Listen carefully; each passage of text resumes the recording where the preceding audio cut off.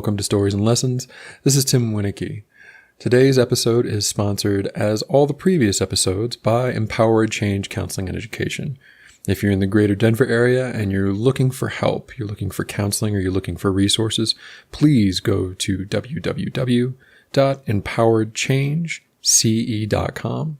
In addition to finding information about therapy with me, you'll also see resources for veterans, first responders, and men, and many other mental health struggles. If you need help and you're in the area, please utilize some resources, whether it's mine or somebody else's. Get the help you need. So for today's episode, I was thinking I'd go over the story about getting out of the Air Force and what that looked like for me. The reason this came to mind right now was because in one of the social groups I'm in, one of the therapists asked us all to remember where we were when we wanted what we have now. And that immediately got me thinking about what happened when I got out. So after 5 years in the Air Force, all I really knew was that intelligence work wasn't for me. I didn't like sitting staring at a computer screen. I could be decent at the job, but I was never going to be great at the job. And the shift work was really starting to have a profoundly negative impact on my health. I don't know what happened, but once I hit 30, all of a sudden the shift work hours were just beating me up. I was getting sick consistently. My workouts weren't going as well. And I finally got into this upper echelon of intelligence collection. I had taken the advanced signals course, which doesn't really matter what that is, and it's classified so I can tell you. But essentially the way it works out is, as an intelligence analyst, most things are automated anymore. If you're a junior enlisted person in the military, your job is probably just watching a machine, waiting for a light to go from red to green, and then you call somebody to let them know something's going on. That's particularly boring. It's a needed job. It's an important job, but it's not really fulfilling. And then when you prove you can do that, you get trusted with more and more complex intelligence, right? So I got through the intelligence school and was okay at it. Like, I barely got through the school. It had a pretty high fail rate. I think when I went through, it had about a 1 in 4 folks would fail. So I was pretty proud of getting through it. But when I finally got to utilize those skills, it was almost worse. I didn't feel connected to any kind of warfighting mission. I felt like I was collecting puzzle pieces, but never getting to see the puzzle. As you get more and more complex and deeper, the way that intelligence is set up is that you're not supposed to see things you don't need to see. You're trusting the organizations involved to utilize what you find the best way possible. And it's not even that I didn't trust my leadership at the time. It just didn't feel good. There was no sense of accomplishment. I wasn't really with it. And I was also really enjoying the prevention work I was doing with sexual assault. Getting guys to agree to punch rapists is a great job. It's the best job in the world. And I was hoping that I could find work doing that without having to do the intelligence work. And I didn't do a lot of research. I didn't really examine my options when I was getting out. There was a lot going on. Dear family member John, if you've listened to previous episodes, you'll recognize that name. He was the male half of the couple that brought me out to Colorado to do college. He was a major influence on my life and continues to be a loved one. He had cancer, and he survived it. But at the timing of me getting out and him having the cancer worked out pretty well. He was going in for some of his surgeries. So when I left the military, I literally went out to where they lived and was there for him for about a month, helping him recover, which was wonderful. But it also made it so that I really wasn't paying attention to my transition as much. I was worried about John, and I wanted to be there to take care of him. Plus, anybody who's been in knows it's not as though when you're in the military, there's a lot of time to think about what you're going to do next. Just because I was getting out doesn't mean that I still wasn't working the 16-hour days. I was an NCO. I had troops to take care of. I had my actual mission job. I had my PT. I had all the things that make life complicated. So the minimal research I did was thinking that I would go and do education, thinking that I would find work basically teaching the bystander program. And I didn't examine too hard where that would be. I thought maybe as a civilian for the military. I thought that would be a great transition. Turns out that the only jobs for that also involve running the advocacy. So you can't go and get a job solely doing prevention teaching for the military. They also want you to step into a civilian role as a SARC or SHARP, depending on the branch, the person in charge of coordinating the resources and support for survivors. And I was pretty burnt out on the advocacy work. I had seen a lot of people hurt at this point. I had seen no real punishment or justice for the survivors. And at the time, I thought that was a military problem. Turns out it's not. It's a nationwide problem. But I didn't feel like I had it in me to hear nothing but pain. The problem with advocacy is you never really get to see the end of the story. You're there for people when they're in their most desperate straits. You're there for them in crisis. But you're just handing them to other resources for the most part. You're there to get them through the crisis and then get them to long-term resources. But if you do that well, you don't really see them much after that. You know, they're with their therapist, they're with whatever doctors they need, and they don't really come back to you. So I had seen over and over and over crisis and pain and never the resolution of any of that. So I really was burnt out on the idea of advocacy. On top of all that, I was in my first serious relationship and didn't want to leave her. There were options, of course, to get out and go do contract work for a while, which seemed like it would have been a good idea at the time. And looking back, there would have been really positive aspects. I could have gone over as a civilian contractor overseas, done a 6-month contract for almost $100,000, and know that whatever I was going to do next, that money would really make a difference. But I would have had to give up the relationship. That was one of the only things that I really had that felt solid at the time. So I couldn't do that. So immediately upon getting out, I dove in to being there for John and Dee Dee, which felt great. After being away overseas for 4 years, I really felt disconnected with my loved ones. I really valued giving back to them. They'd been wonderful and supportive for me at so many different points in my life that it felt great to actually be able to give back, to be in a position to be there for a loved one as they heal. And that felt great. But then I came back to Denver, and on top of getting out of the military, I'd also moved out of where I was living. I'd been living with 2 other service members who had a house, but they were getting ready to get stationed overseas. So the house went away. I ended up couch surfing and basically living with my girlfriend at the time. And that instability actually really threw me. I was so used to the stability of the military, right? If nothing else, your days look the same. You know you have money coming in. You know you have support if you need it. And now I didn't have any of that. I had a girlfriend who was trying to be patient and her roommate. I had 2 friends that let me set up a futon in a loft. And I didn't know what to do. I didn't know what work to find. I had a little bit of savings, but not much. And I started to look into the jobs for the bystander stuff, the training stuff, the education stuff, and realized that it was going to require also doing the advocacy work that I really didn't feel like I had it in me anymore for. And I couldn't do it. I even got approached by 2 local bases to come in and interview for either the SARC or SHARP position. And I didn't have it in me. I didn't have it in me to not only hear the individual pain, but also to hear the broader stories.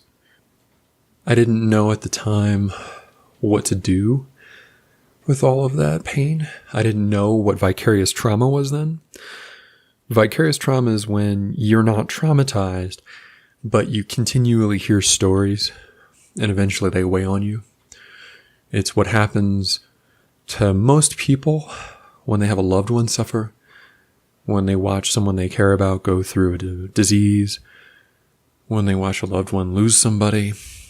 And when you do that kind of thing professionally, it tends to rack up on you, tends to stick. And I had 4 years of hearing stories, hearing pain, and I didn't know that it had stuck. I didn't know that I hadn't done all the things I needed to do for that. I just knew that I couldn't go into advocacy work. And luckily, the benefits for getting out were pretty good. I had my own employment. I could survive while not working. It wasn't thriving in any way, but I was okay. And I just sat around and tried to figure out what my next move was. I tried to recover. It had been a roller coaster 5 years in the Air Force. It was a wonderful time in a lot of ways, but it all moved so fast. I never really got to get in touch with a lot of important parts of me. I joined up at 28 in this position where I didn't know who I was as a man. I didn't know what I wanted. And then I spent the next 5 years being what the Air Force needed. And I had some things that I learned about myself, but I didn't know what they were without the Air Force. So, for 6 months, I sat around on my girlfriend's couch. I day drank, which is always a good choice. I checked out into video games. I reached out to try to reconnect with friends, and that went well in some cases and not so well in others. I'd been gone for 5 years. People had gotten married, had kids, built lives that moved on without me, and in some cases, we just didn't reconnect. I didn't have the capacity to be around really little kids. I like kids, but I missed my friends, and anybody who's ever had children know when you're a new parent, those kids are your world, and that's how it should be. They need to be those people's world, but that doesn't make it fun to try to connect with them when you're not relating to that experience. And my girlfriend at the time, she did her best. She tried to be supportive, but she really didn't understand that me sitting on the couch, not doing anything, was me processing. That I was sitting there thinking and agonizing about what to do, and I was almost frozen with indecision. From the outside, it looked like I was just a dude holding a beer on a couch, right? Not the greatest picture, and a little worrisome for somebody who's wanting to maybe consider building a life with you. And I sat there and I sat there and I sat there and I thought and just started to get angry. I started to fall into that same place that I'd been right after college, where I was pissed at myself that here I was again. I had to run to the military to figure out something to do, and now I got out of the military and I'm stuck almost right back where I was. And that's not true. I had resources, I had education, I had options now. Between my bachelor's degree, between my intelligence experience, and just all the experience I had doing the advocacy work, I had a lot of options. My problem this time wasn't not having options. It was which ones to take. And finally, I got to the point where I was going to lose my girlfriend. She was out of patience.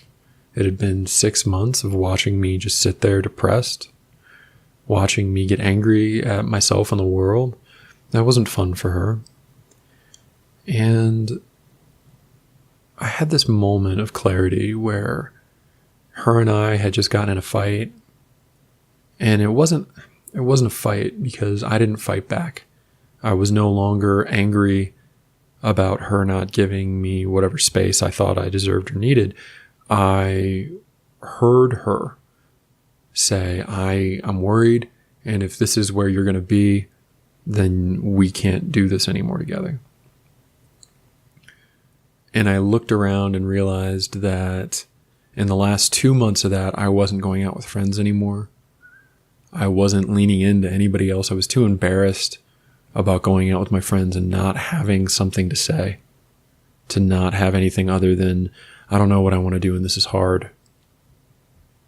And all of that thinking kind of coalesced into this crystalline moment where I realized my entire life, people have liked to talk to me. I'm the type of person that when I go out somewhere, if I'm on a train, I get strangely intimate stories from strangers. I'll sit there on a bus and somebody will tell me all about their experience having their first kid. They'll tell me about some big event in their life. And it's always been that way, to the point where ever since I was a kid, people said, oh, you should be a therapist at some point. And I realized at that moment that the thing that therapists get is they get to see the story take place. In advocacy, you generally only see the crisis points. You never see the healing. You rarely get to see the end of the story. And my hope was, by being the resource as opposed to a guide to the resource, that I could find that purpose again. And luckily, the timing worked out really well. I immediately started looking at programs. I found CU Denver's counseling program as one of the more highly rated programs in Denver. And their application window, I had 2 weeks to do my grad school application. So I scrambled. I got I think I took I forget which test it was. I didn't take the GRE. There was another one that you could take for a college entrance exam. I went and got the study guide for that for dummies, crammed, got just a high enough score to be able to apply, and started that process. And luckily I got in. I got into the program and I was able to start that summer. And it was weird. There's still 2 or 3 months between making the decision and actually getting to follow through on it. But all of a sudden, the crippling depression was gone. I'd made a decision. I'd had some movement. And I like to think that even if I hadn't gotten into CU's program, I would have continued to push. I would have found a program. I would have gone to this calling, because it's been the greatest thing in my life. I love my work. I love my job. I finally found a place where I help people. I connect with people, but I run my own business. I don't have a boss. Any mistakes that happen are my mistakes. Any successes are my successes. And while sometimes that's hard, it feels great. So for that story, the lesson I hope I give you is that sometimes it takes us a while to make a decision.